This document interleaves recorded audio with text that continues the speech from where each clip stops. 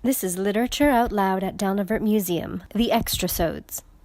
Hello again. My name is Charlene Van Buekenhout. I'm the programming director at Delnavert Museum, and this is EXTRA-SODE 5 of The Time Machine by H.G. Wells, and we are joined by Dr. Christopher, who is an associate professor in the Department of English and Writing Studies from the Western University. Welcome, and thanks for coming back. Oh, well, thank you. It's been a real pleasure to be a part of this and to be seeing, listening to and watching the podcast. It's been good. Wonderful. I'm so glad that you were our first guest on this podcast show. Show.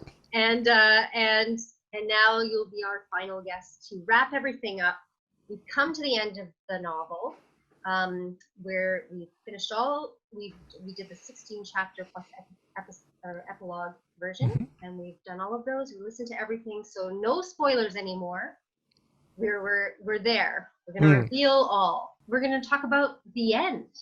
Okay. The end of the Earth, evolution, very, very far into the future. What can you tell us about Victorian ideas or responses to evolution? Well, yeah, let's begin with the end, right? Mm-hmm. Victorian responses to evolution. Well, let's leave aside the more obvious rejection of evolutionary thought by conservatives and sometimes some religious thinkers who simply rejected it to court because it seemed to reject God's law and seemed to abolish any place for faith in the world. And so they would have no time with it. Though there are still people who reject evolution. I think the Vice President of the United States is one of those people. Let's leave that aside. And let's talk about the people in the late 19th century, like Wells, who were increasingly inclined to accept the basic tenets of evolutionary thought. And that's true that by the time that Wells is writing The Time Machine, the initial reaction to Darwin's thought had largely subsided. And by the 1880s and 1890s, Darwin's increasingly being accepted as truth. And sure, there are people who just are never going to buy it, and that's true today.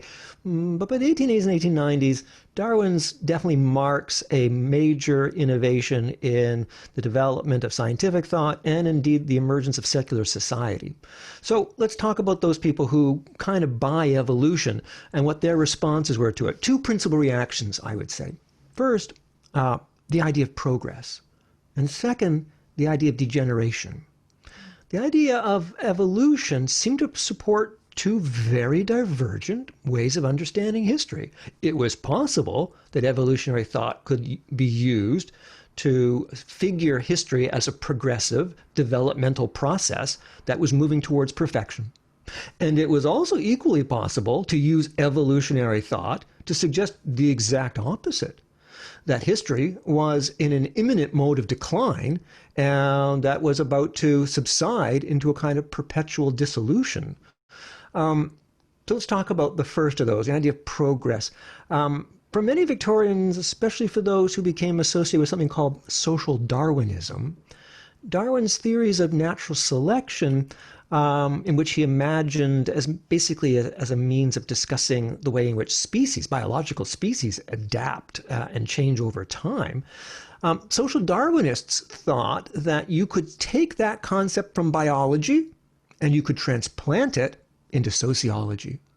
That you could use those same theories of adaptation over time to discuss how it is that societies developed as if societies were like species. And for many social Darwinists, that idea that you could use evolutionary thought to describe how it is that societies develop over large stretches of time offered a handy way of explaining and indeed rationalizing the British Empire, for one thing. The apparent innate superiority of the English race, for another. These are ideas that certainly had some currency before Darwin, but in the past, the idea of an innately superior British race, or that that Britain as a society represented a certain culmination of historical progress, these were ideas that would have been couched in religious terms. God chose the British people. But now Darwin lets you do something of the same and say that it's scientific in basis. It's a modern, secular version of a kind of manifest destiny. It's no longer God that chooses Britain to rule over the world. It's nature itself that has seemed, apparently, to choose the British. And the evidence for that? The survival of the fittest. If that's all history is the survival of the fittest. And Britain is now in possession of the world's largest empire.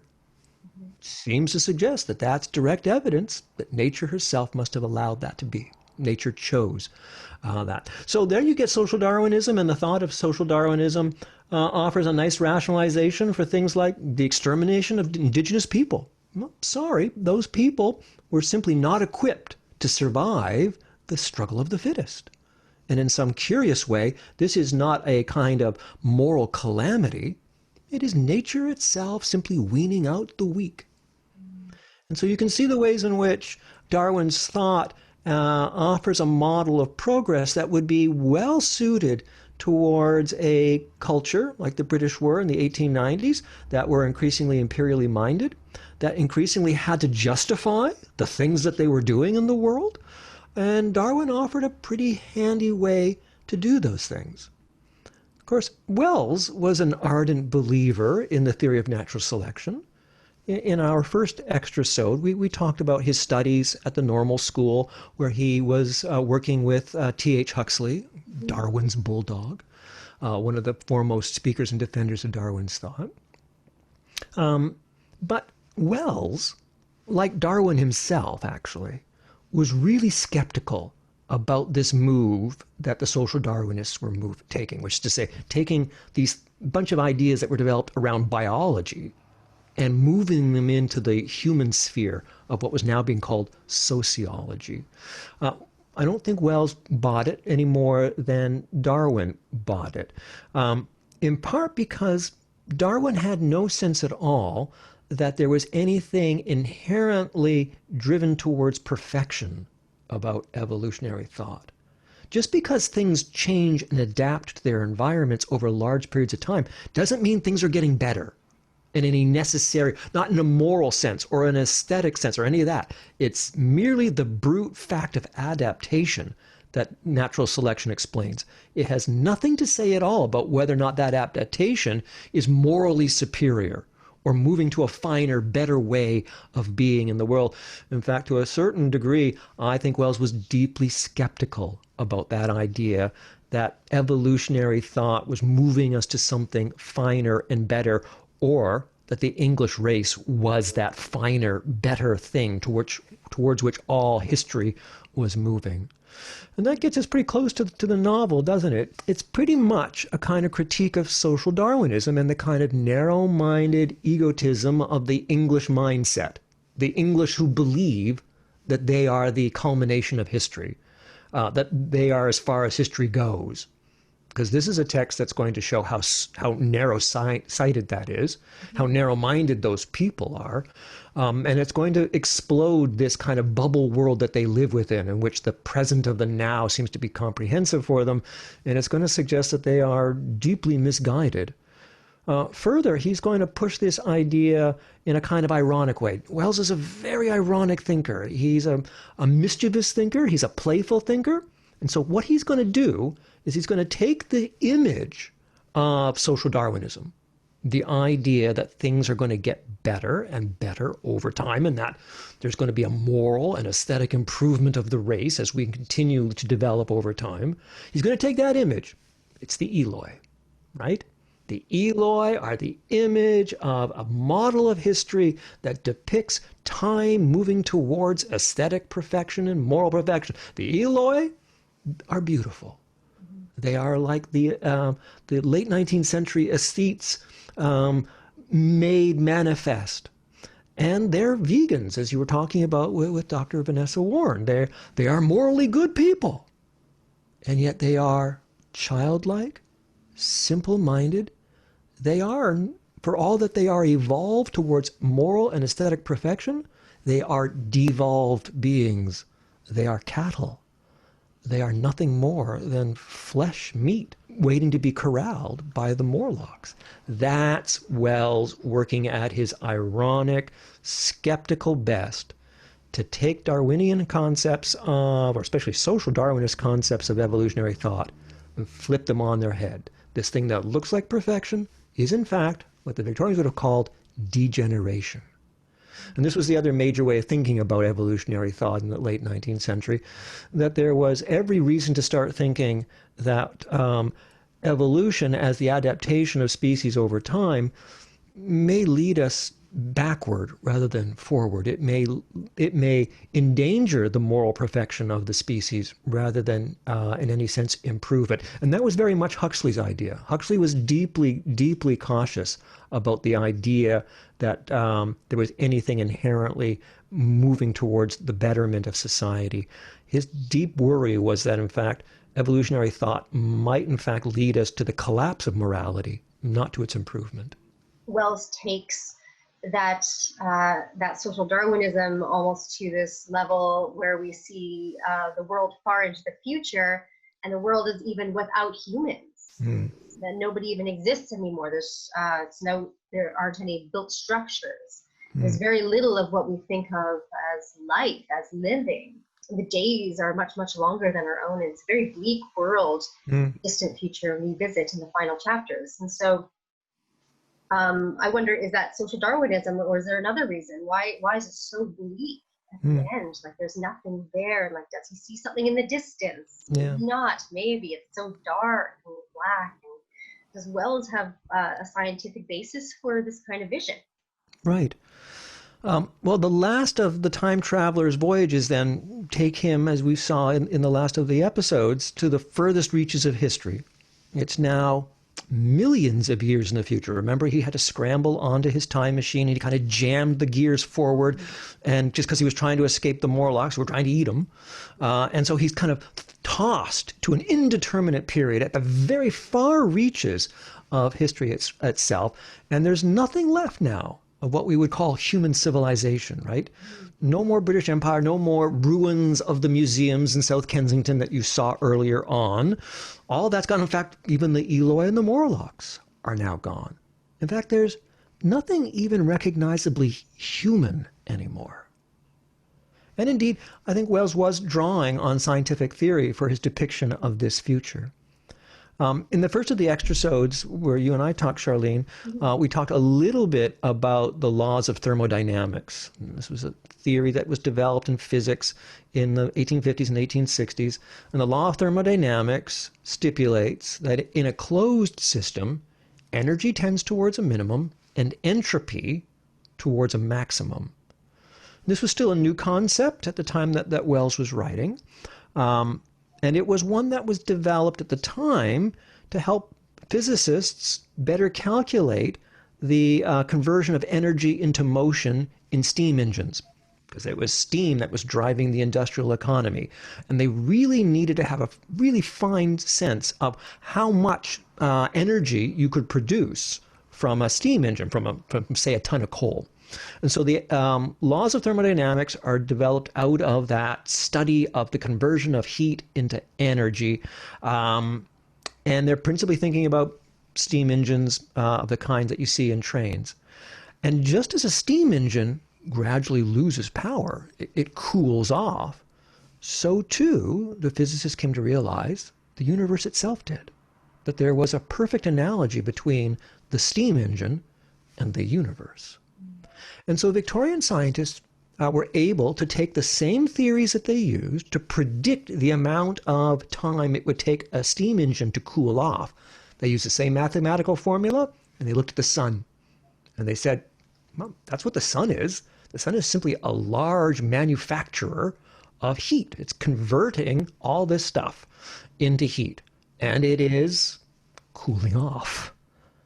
And they were able to actually calculate how many years the sun had left. In the same way that they could calculate how long a steam engine would run down, so too they could calculate that. And so you start getting, in the scientific discourses of the period, a kind of speculative interest in the imminent heat death of the universe. The whole of the world was cooling off, and that this was a measurable, predictable, and inevitable phenomenon. This is going to happen. regardless of your empires and your industrial economies, eventually they will all be overcome by this other narrative, the narrative of thermodynamics. And that's exactly what Wells is playing with here. I suppose it is a kind of bleak world that Wells offers us in those final closing moments of the time machine. It is also, to my mind, Wells's boldest and most imaginative creation. I think this is where the novel, I think that Eloy Morlock thing is fun and clever, mostly as a kind of satire on the English class system, and a kind of épater la bourgeoisie, a kind of pricking the middle class. It's fun and clever in that kind of social satire way. I think conceptually, the really bold move is not the mere satire on the middle class, where the rich or the poor are now eating the rich in the way that the rich are eating the poor in the Victorian. That's all that section is. It's all it is just a play on that idea. The rich eat the poor, and now he shows the poor eating the rich. Okay, so that's all clever. And those last segments, to my mind, are far more emotionally moving. Mm-hmm. And far more conceptually bold. I think Wells is able to take that scientific discourse around thermodynamics, and he puts flesh to it in a way that the scientists weren't. The scientists will show you the mathematical formula and say the sun will eventually collapse into disorder in X number of million years. Wells turns it into a drama. And he turns it into a very kind of interesting kind of drama. It's a drama that I don't think we have a great deal of precedent for in English literature. Wells offers us a post-human drama. A post-human drama in the sense that the history itself is no longer organized around human subjectivity, around human desire, around human aspiration, around human action. Up until this point, whenever there's been a story or a narrative of history, humans are always at the center of it. And what history is, it is human endeavor to push the world forward. Mm-hmm. Wells offers you a world in which the world is evacuated of humans, emptied of human endeavor. Human endeavor has collapsed, and it has collapsed so long ago, it never even counts. It's not even there anymore. That's a startlingly prescient, bold, conceptual move to make at this time. I don't think too many others were quite able to do that. So it's very kind of fantastic, but also scientifically based. Mm. And so the time traveler gets back to his time in the 19th century and recounts this, and our narrator is recounting this to us as well. But nobody at this dinner party, because it starts off with this dinner party and everybody's there, nobody believes him. They think he's lying upon his return. Why do you think everyone thinks he's lying? You know, I think the dinner guests are probably right to question the time traveler and the veracity of his tale. For one thing, it is fantastical. And he is and has shown himself to be an eccentric, idiosyncratic kind of individual who perhaps is not disinclined to play games on his company. He clearly delights in a certain kind of performative gesture. So you could imagine them rightly having a certain amount of skepticism about him. I think there's some more going on there, though. I think one of the things that's being questioned there is the idea of experience and how it relates to language. And this is an important aspect of late 19th century epistemology. As the secular world increasingly takes hold, it does so by readjusting our sense of what constitutes evidence, of what we can accept as the ground or foundation for a truth claim. And in the past, experience, testimony, your own lived account of what you saw could be offered in a court of law. You called a witness, the witness said, I saw him do it. You swore on the Bible, so that counted as evidence, as part of the narrative of truth-making. But with the rise of the scientific method, testimony and its relationship to lived experience begins to decline in its value of truth-making. And increasingly, the idea of testimony loses its capacity to assert any kind of truth. And this turns on a series of discussions around, for example, the possibility of miracles. And there's a whole discourse around miracles during this period and why it is that we can't accept the biblical account of certain miracles. The scientific argument is that if you've got a situation, like the time travelers, that exceeds normal understanding of physics, laws of physics, that might happen every once in a while, that we encounter things in our world that seem to exceed or to subvert or to contravene the laws as we understand them in their everyday working nature. If that's the case, you're going to need evidence of a particularly strong kind, because everything else about our reality suggests that this can't be. We're going to allow you to still make your claim, because there are some things that will question the world that we understand, but you're going to have to rise to a higher bar of expectation. And that bar isn't going to be testimony anymore. It's going to be physical evidence. It's going to be stuff. It's going to be things that can be measured and tested and retested. The grounds of scientific thought is not only that you can prove that something happens once, but that it happens more than once. The time traveler is sine qua non. He's a one-off.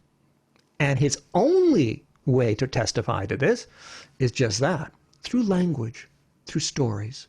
He tells the assembled group a tale, and the tale doesn't count. In a way, you can see Wells reflecting on his status. He is a writer of scientific romances, extraordinary tales that have a scientific basis to them, but that remain, by and large, illegitimate, discounted, fanciful. He's not a serious writer. He's not even going to be given the same kind of credit as a Charles Dickens or a George Eliot. He's a science fiction writer. And so you can kind of see the ways in which Wells is concerned for the decline of testimony and experience and the ability of language to be a medium of these kinds of accounts, and the way in which they seem to no longer suffice as truth-making. I think that's part of what's going on here. He's reflecting in the time travelers, the disbelief of the time traveler. I think he's thinking a little bit about the disbelief around this very genre that he's beginning to shape and found, the genre of the scientific romance. Testimony and evidence, and, all that kind of stuff, and language makes me think about memory and how we remember things. Like the narrator remembers the time traveler after his disappearance, and the story he tells is like a memorial for the time traveler and what happened. So what are your thoughts about how memory works in this novel? I have a few more questions. I don't know if you want to start off with the memory one, but I want to ask too about loss and grief and how that's dealt in the novel too. And maybe what are your thoughts about the unknown fate of the time traveler, about the mystery of his disappearance? He doesn't return. Okay, yeah, there's lots of things there. Let's start with memory then, because I think that's an important question. And then the novel is raising interesting questions about the very nature of memory. In the simplest sense, the novel is the recounting of past experiences that the narrator, our time traveler, is offering for us. As such, it's a very traditional text. But in this instance, the tales that the narrator is recounting, the memories, are the memories of things yet to come. Which is to say, he is not recalling the past and then using the capacity of language to represent the past with that hyphen in there, to make the past present to us. He's remembering a future that has yet to come, may not come, I suppose. And so we are expected at that point to start thinking about what would it mean to remember the future? In what sense is memory always haunted by its own future? As much as it is merely the recollection of a past, memory itself is in some senses conditioned by the time in which it will become, in which it will be offered to us as the recollected. So it's a really interesting problem around the memory of something in this text. What would it mean to remember the future? And then if you were remembering a future, how and what sense is that a memory? And how is that not, for example, a prophecy or an intuition or a foretelling? And what degree are memory and foretelling then aspects of each other? At the very least, it forces us to understand how much of these categories by which we structure human experience are all fundamentally predicated on a certain idea of linear time. All through all these categories, the moment you give up linear time, the categories fall into disarray. And the forms of knowledge making that they make possible are also open into doubt. You enter into a much more indeterminate, ambiguous world where it's actually very hard to tell what's right and what's wrong because you can no longer tell what's past and what's future. It's interesting in that part. I mean, that's a big part of what Wells is doing. The fundamental insight to the novella is we always think in 3 dimensions, but in fact, physics tells us a 4th dimension. What if we start admitting the 4th dimension of time into our epistemological categories? And one of the things the novel does then is simply upend everything, because the moment you put time into it, everything starts looking much stranger and much weirder. And I think that that's a really valuable result from the text, that it does that by forcing us to think the temporality of our categories of knowledge and understanding. Grief. The time traveler's grief is also important, isn't it? Because the time traveler clearly, in some senses, grieves Weena, and grieves. I don't think he particularly grieves the loss of his buddies back in London at the dinner party. It doesn't feel like he's strong. Like when he's in the future, you don't really seem to be grieving the past he left behind. But when he gets back, the section that we're talking about, it does feel like there is a kind of elegiac quality for it, and it does center around that figure, not the images of the crabs on the terminal beach staring into the twilight sky of a dying sun. I don't think there's any nostalgia for that. It's the Weena section and his relationship with Weena and that momentary glimpse of that childlike, Edenic-like experience that he had there. Okay. So there is some sense of loss here, but what would it mean to grieve something that is in fact not lost, but is in fact yet to come? He's grieving for something for a woman who's not even born yet. Mm-hmm. And so grief itself becomes a kind of way of troubling temporal landscapes. The past and the present too get kind of come into collision around each other. Grief is something that seems to sort of stall time. It makes linear time, it upsets linear time. Grief always does that. Grief kind of so closely attends in such an intensive fashion to the thing that's lost that time loses its forward mobility. You're stuck in the past. What would it mean to be stuck in a future?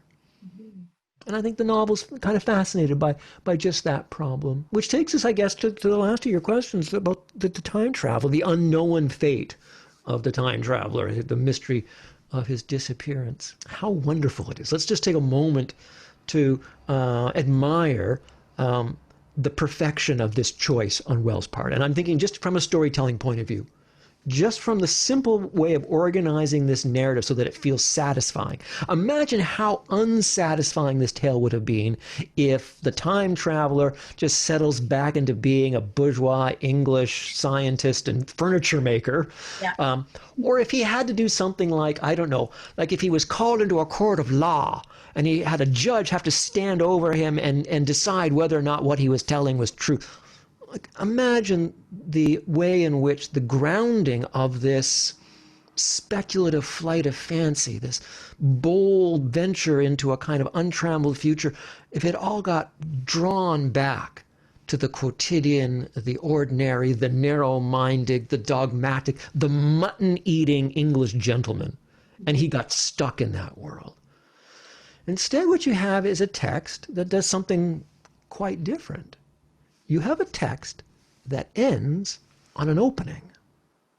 That enclosed temporal world, that bubble, that self-satisfied, narcissistic world in which all the English seem to live in the frame narrative, is punctured.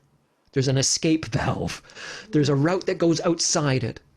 And the time traveler disappears into this unnarrated and indeed unimagined beyond. And it suggests then that the world in which the reader lives within, this self-sufficient, all-encompassing presentness of the now, is in fact opens onto and is required to open onto something beyond itself, something yet unthought.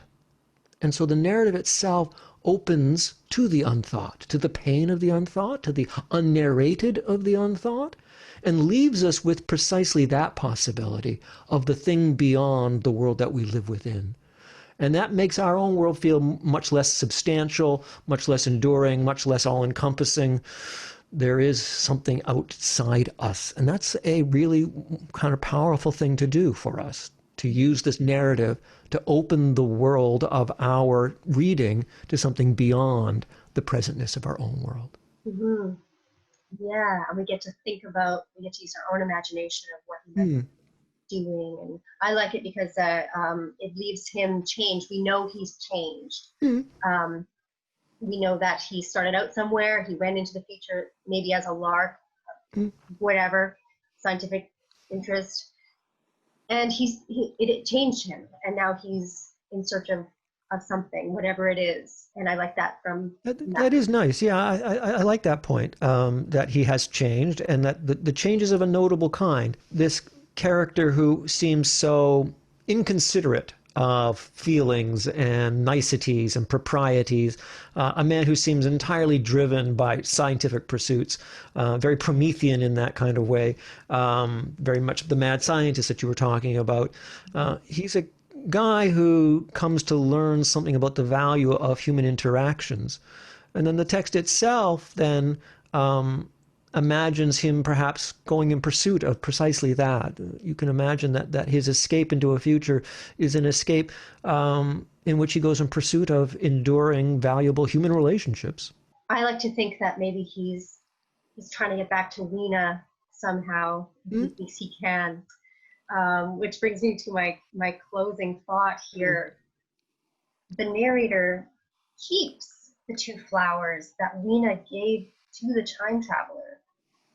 He came back with these flowers that everyone at the dinner party thinks, oh, they were kind of strange looking, giving a possible veracity into what he was saying, with the story he was telling.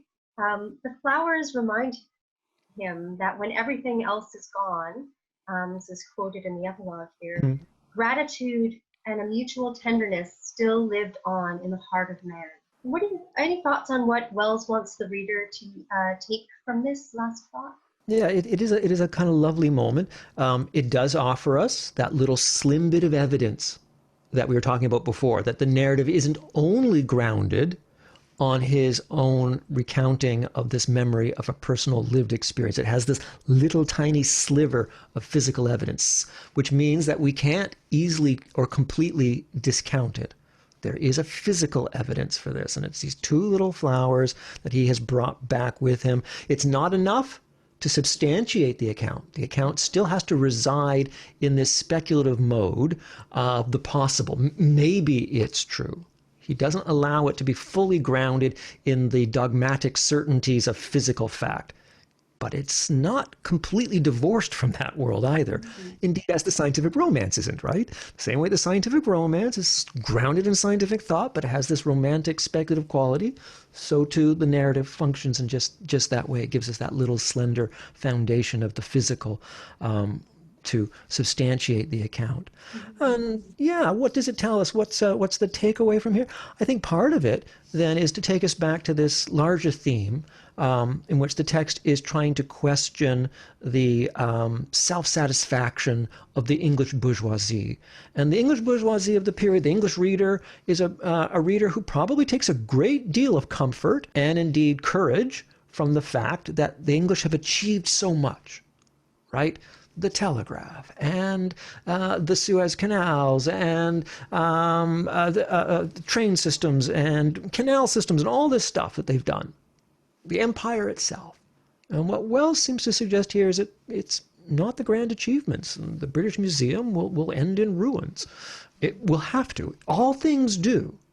If that's the case, if all things are fundamentally subordinate then to the laws of thermodynamics, what matters? Where do you count? Where do you find value in life? If in the end everything gets simply swamped by the heat death of the universe, the decline of the sun, where then is the value of our narratives, of our experience? And then Wells comes back to this very simple, but I think quite moving idea that the value of our experience is not in the grand achievements. It's not in the steam engines and the telegraphs. It's in two slight flowers that were handed by one person to another.